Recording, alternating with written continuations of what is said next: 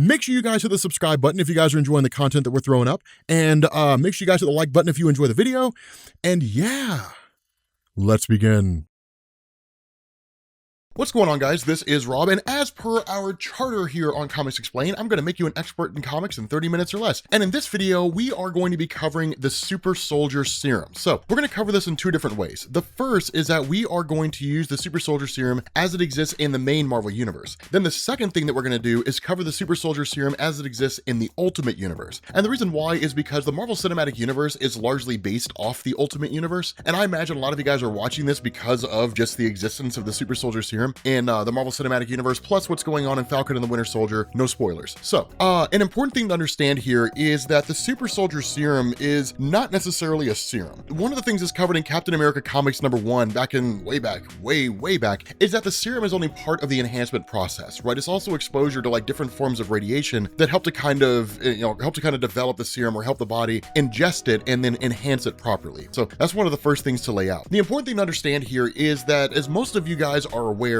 the super soldier serum as we know it today, which is to say process under which a person is exposed to the serum along with radiation treatment to basically move them to the peak of their potential, originates back to Abraham Erskine and Steve Rogers, right? That Abraham Erskine was working on a super soldier serum while he was in Germany. The United States got word of it. They ended up sending Nick Fury and his Howling Commandos to Germany during World War II. They snatched up Abraham Erskine, they brought him back to the States, and he basically began working on Project Rebirth. The funny thing about this, for those of you guys who were asking how it is that Nick Fury could be in World War II and then in turn also exist in the modern age, he consumes something called the Infinity Formula, which is kind of a variant of the super soldier serum, but it's basically a formula that keeps you youthful. Eventually he lost it, and that's why he ended up aging up at a rapid pace. That was revealed during the original Sin storyline. But the important thing here is that Steve Rogers, as he was, exposed to the super soldier serum the way it was created by Abraham Erskine, it was the perfect variant, right? Pure, unadulterated, absolutely perfect. And it's the only time in the history of comics that's ever happened, where the super soldier serum actually worked as it was intended to create the perfect man. Beyond that, you start getting into various attempts to duplicate it, some of which have created individuals vastly more powerful than Steve Rogers, Captain America, and others have twisted people and screwed them up and turned them into something that's just kind of bonkers. So the immediate attempt by the federal government to duplicate the super soldier serum that led to Steve Rogers came in what was called the 300 soldiers, right? Or however you want to refer to it. But basically the events of like Isaiah Bradley, right? So the idea that when Captain America was fighting during World War II, the United States government secretly started working on creating a new super soldier serum using the knowledge of a guy by the name of Wilfred Nagel. And Wilfred Nagel was kind of one half of the experiment, but the whole point behind this was it was an attempt to duplicate the serum of Abraham Erskine, which was incomplete because Abraham Erskine had died shortly before that. And so they ended up grabbing 300 Black Americans, taking them off to a fake camp in Mississippi called Camp Cathcart, and then essentially exposing them to different doses of the super soldier serum and different forms of radiation. Sometimes the dose was too high and the radiation was too extreme, and any combination thereof. The result is that only about 5 or 6 guys survived the whole process, and Isaiah Bradley ended up being the only person who survived his experience after being exposed to the super soldier serum and the various issues that came along with it. And so following that, you go into what's called the Black Widow program, right? Now the Black Widow program is interesting. Black Widow, the way the project was done was essentially designed to be Russia's version of the Weapon X project, right? So one of the things to understand here in comics, to kind of sidetrack for a second, that with the Avengers being formed in the United States and the fact that the Cold War had been going on for a while, which meant that not only did you have the space race, you had the superhero race. While the United States had the Avengers, Russia ended up traveling around the entirety of the country and snatching up anybody that had powers. And those individuals who did have powers were conscripted into what was basically their Winter Guard program. Now, this was a fate that was actually saved for Colossus from Charles Xavier. So basically, Charles Xavier of the X-Men went to Russia and rescued Colossus and kept him from being, forced into Russia's Winter Guard program, which is why he never actually became part of the Winter Guard, even though he was supposed to. They were actively looking for him and trying to ensnare him. But while they also had the front face with the Winter Guard group and all that kind of stuff, what you also had was the KGB. And the KGB was like Russia's spy organization, which, as I understand it, is something comparable to America's CIA. And what they ended up doing was creating creating their own Weapon X program. Weapon X was basically a subsection of what was called Weapons Plus in the States, which was a joint venture between the Canadian government and the United States CIA, which basically allowed the CIA to experiment on people overseas, or at least, across the border, without having to be kept to the jurisdiction of United States law, the Supreme Court, all the stuff that goes with it. And so while we were doing that, Weapons Plus had Weapon 1, which was secretly Captain America. Then you had Weapon 2, 3, 4, 5, 6 running all the way up to 10, which was Wolverine. But when word had reached the ears of the KGB that the United States had successfully created a super violent assassination weapon in the form of Wolverine that was not necessarily like Captain America, but something akin to him without any of the moral holdups, they started creating their own program. And so what you had was a woman by the name of, and I'm probably gonna butcher this, but it was Ludmilla Kudrin, I think is how you pronounce it. I've never been able to pronounce her name correctly. In all the years that I've been reading comics, I've never pronounced her name right, I feel like. I've always gotten it wrong.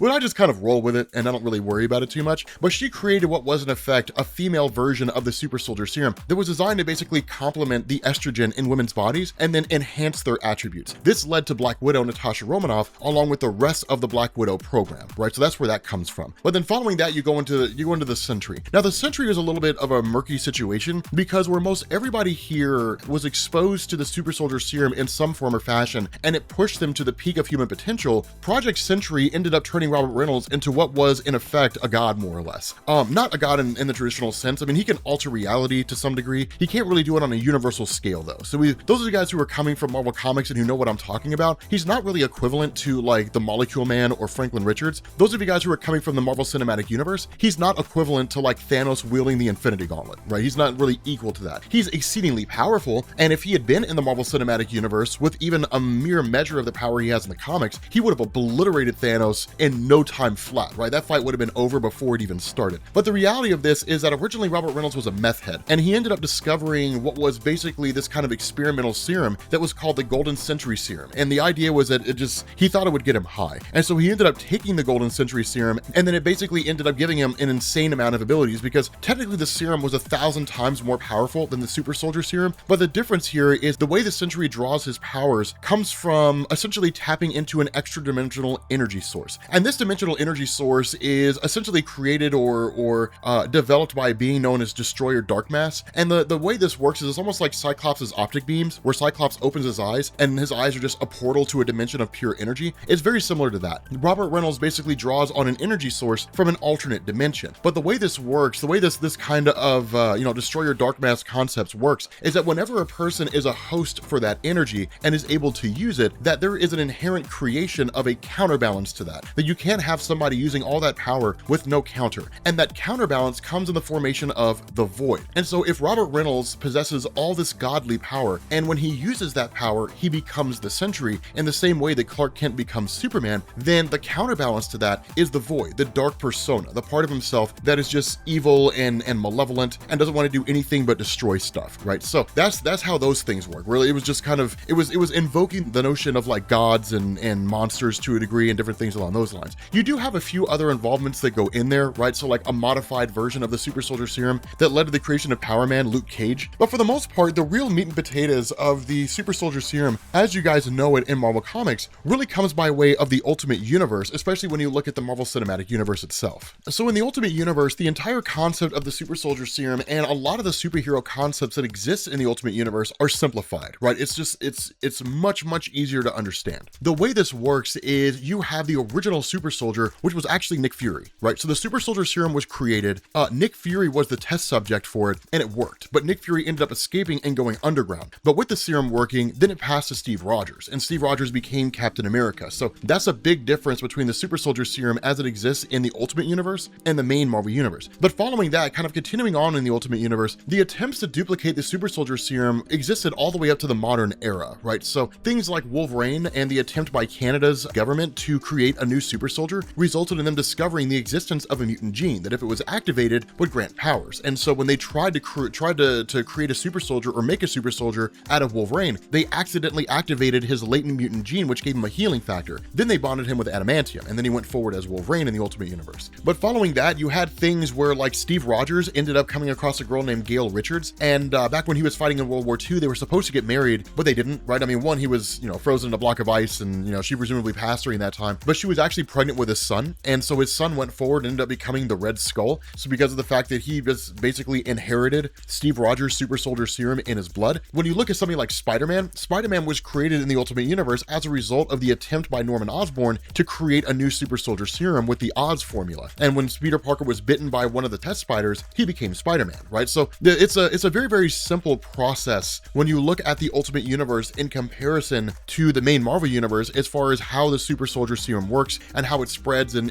impacts the various superhero communities that are out there. The big takeaway from all of this with regards to the serum, and this is a shorter video that we normally do, the big takeaway from all of this is that the super soldier serum, under perfect ideal circumstances, will take what is a regular man and elevate him to the peak of human potential. It won't really give him powers. It won't really give him, you know, the ability to alter reality or read minds or anything along those lines. It'll just basically push him to the absolute peak of human potential. Steve Rogers' Captain America is the perfect host for the super soldier serum, right? He's the perfect example, and it cannot be duplicated. For whatever reason, it can just never be duplicated in comics. People have tried and nobody's ever succeeded. Instead, all the different and varying iterations of the super soldier serum that came after Steve Rogers have had a wide array of different effects. Everything from turning Peter Parker into Spider-Man in the Ultimate Universe to things like creating the Sentry out of Robert Reynolds in the main Marvel Universe, right? So it's had all kinds of huge impacts that exist out there. And there's other examples. We haven't ran over every single example of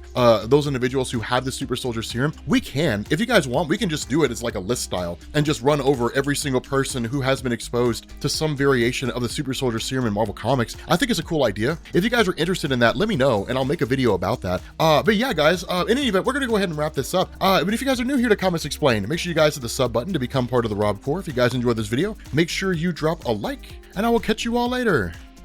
Peace.